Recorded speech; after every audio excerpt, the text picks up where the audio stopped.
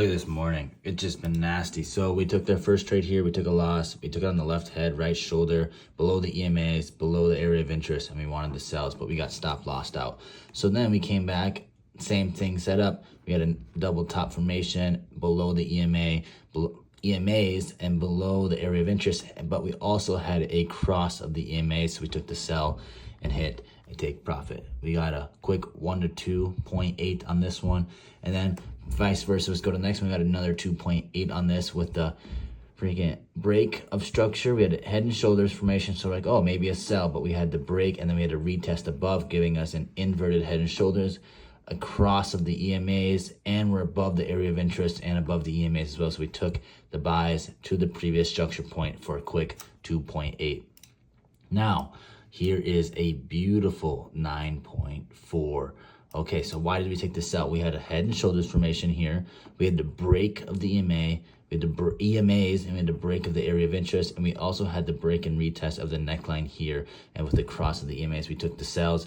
Our first initial take profit was here, but we didn't get the structure, so we held. Second take profit was here. We had a nice rejection off this area of interest as well, but it didn't come all the way back. Stops were set to break even, and then we just continued to sell off. We then finally took our final take profit at the bottom here. As soon as it started wicking around, we took and closed for 1.947. So then we moved over here, and why did we take a 3.8 sell here? Well, we had a bunch of consolidations. Our EMAs are coming in and they're spreading out, and we're rejecting this area of interest very strongly. So then we just took the sells. Our stop loss was at the next high, and we had a beautiful break of structure, came back, retested this area of interest here, and then pushed us to previous lows. Same thing here. We closed out early in this one actually and only secured a 0.66 on this. We got in and it jumped straight almost to our stop loss right away, but that's okay. We adjusted and closed out in profit. If we would have held, we would have actually hit our take profit for an easy, what would this been?